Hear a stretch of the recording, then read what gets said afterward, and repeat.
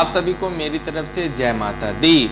हम लोगों के नवरात्र पर्व में सभी घर की माताएं व बहनें या तक कि पुरुष को भी मैं आप सभी को बताने वाला हूं कि आप जो मंदिर में कढ़ाई चढ़ाते हैं, खीर पूड़ी चढ़ाते हैं, चाहे खप्पर चढ़ाते हैं, चाहे कोई भी विषय वस्तु इत्यादि आप जो है भगवान को अर्पित करते हैं, चढ़ाते हैं, भले ही वो कपूर व अगरबत्ती ही क्यों न हो, तो आप जो है मंदिर में जाकर पूरी श्रद्धा भाव से पूजा पाठ तो करते हैं, कढ़ाई चढ़ाते हैं, खप्पर चढ़ाते हैं, अगरबत्ती कपूर चढ़ाते हैं, लेकिन आप लोगों का चढ़ाने का तरीका बहुत ही गलत होता है।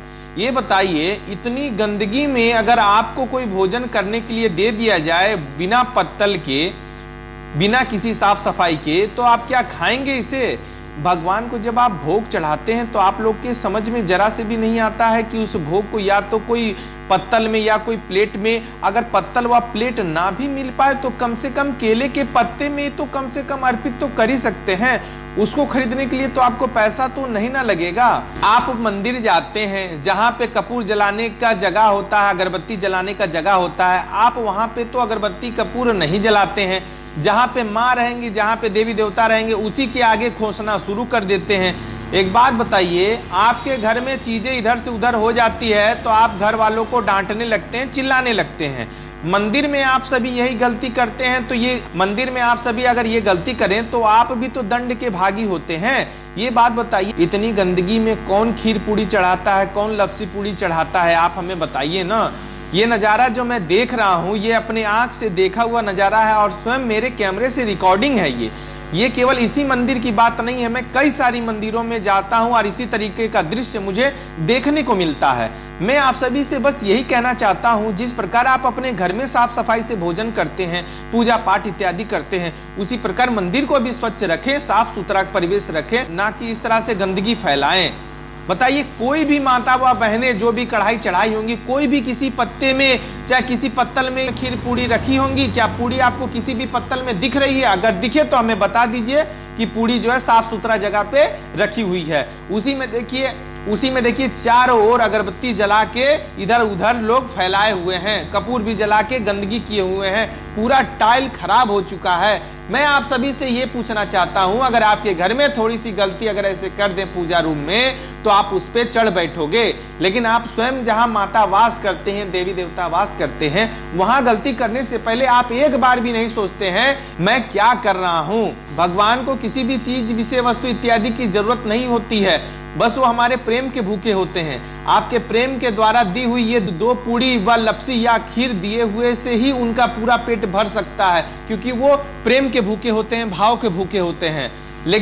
लेकिन अगर आपको प्रेम दिखाना है तो सही तरीके से दिलाएं, इस तरह जमीन में गंदगी फैला के उसी के ऊपर पूड़ी इत्यादि ना रखें। और अगर आप अत्यधिक चीज अगर मंदिर में चढ़ा रहे हैं जिससे गंदगी फैल भी रही है, तो उसे अगले दिन आकर साफ करने का भी अधिकार आप ही को है। केवल आपको प्रसाद चढ़ाने का, चाहे विषय वस्तु जलाने का अधिकार नहीं होता, वहां का साफ सफाई का भी अधिकार आपका होता है। तो अगर आपको लगे कि आपके द्वारा गंदगी हुई है, तो फिर से मंदिर जाके उसे स्वच्छ करने का भी काम आप ही का है। वैसे ही आप लोगों को देवी देवता तो केवल नवरात्रि में या लक्ष्मी पूजा में या होली में, चाहे जो भी पर्व त्योहार आते हैं उसी में याद आते हैं, अन्यथा आपको देवी देवता रोज याद नहीं आते हैं। अगर आपके मन में मेरी बातों से अगर ठेस पहुंचता हो तो उसके लिए क्षमा प्रार्थी हूं, लेकिन मैंने कई महिलाओं को कहा भी, अगर वो ना माने तो मुझे कहने का ये अधिकार है, इसी के लिए मैं वीडियो बना रहा हूं।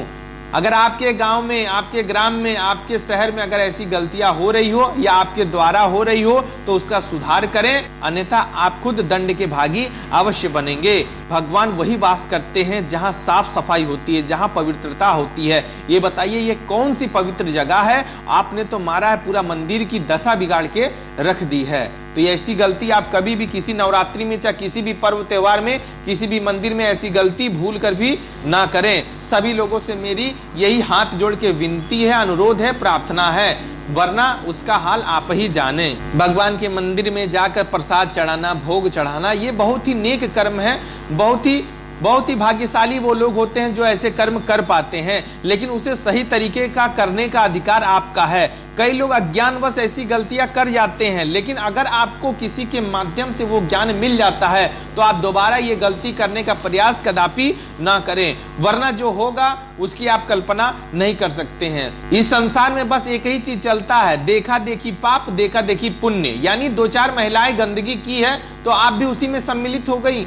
आपने एक बार भी नहीं सोचा कि ये जो गंदगी हुई है, ये जो गंदगी हो रखी है, इससे अलग में साफ सफाई करके मैं भोग अर्पित करूं। आपने भी जल्दबाजी में इसी तरीके का भोग अर्पण करके आप भी अपने घर चले गए। या तक कि इस मंदिर को अगले दिन साफ करने भी कोई नहीं आया। वो तो मंदिर के पुजारी हैं जो बहुत ही मेहनत करके साफ सफाई करते हैं, लेकिन आप लोग यहाँ आके यहाँ के परिवेश को पूरी तरीके से गंदा कर देते हैं। तो आप कृपा करके ये गलती ना करें, माता रानी के प्रेम पूर्वक भक्ति करें, साधना करें, भोग चढ़ाएं और उनका ध्यान साधना करें, लेकिन साफ सफाई का बिल्कुल ध्यान दें। अगर मेरे द्वारा दी गई जानकारी आप सभी को थोड़ी सी भी पसंद आई हो तो चैनल को सब्सक्राइब करना बिल्कुल ना भूलिएगा। धन्यवाद। जय माता दी।